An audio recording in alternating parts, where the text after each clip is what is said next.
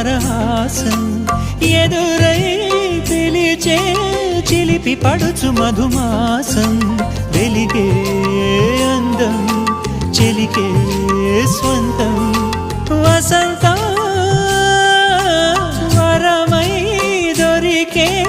అసలు సిసలు అపురూపం కలిసే వరకు కలలో జరిగే విహారం